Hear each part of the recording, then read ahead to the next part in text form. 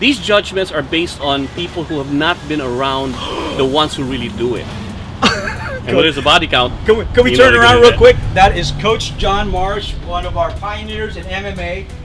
He owns this place that we're here right now. And I am bringing Willie his weapons of mass destruction. Thank you for letting us be here. Appreciate it. Thank you. The famous boxers in the Philippines, from Pancho Villa, going back way when you go Flash Elorde, the great Elorde. Flash Elorde, and their families and all that, that I knew growing up as heroes, were also escrimadores or tied to someone who was in the tied to eskrima somebody, fight. yeah. And that surprised me. That's right. Because I thought, well, really? No, I don't see, no, it's there.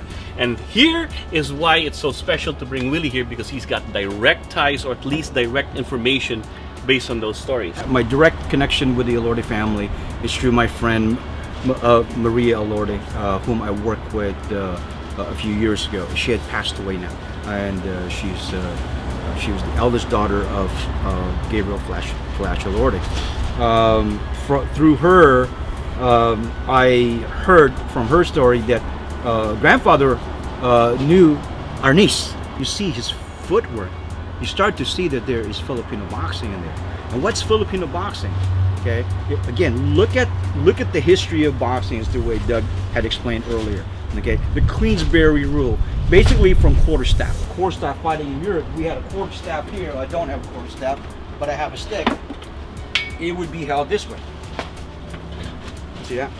That's why we saw this. Now, why are they in the back?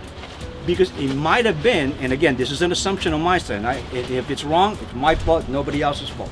It's an assumption that it's a big stick, and they want distance. So they weren't here as we are now today. If you ever watch old videos of them fighting, that hand typically comes with. And I understand it, because sure, maybe they're looking to cover, but you see them always punching like that. And when they punch over, that hand drops. Why? Because for some reason, maybe if you're holding on to it, and if you're not sliding and doing the pull cue, see, if you're not doing the pull cue, you're going like this. So that's why if you see old boxers, they would fight like that. They would go, they would see this.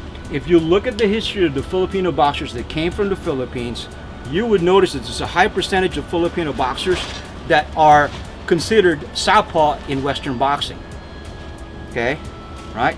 Are they all left-handed? They're not. They're all right-handed. We always taught this way. We always put our strong hand in front. If you're once again stuck on that empty hand thing, you can trade blows and stand there all day. Right.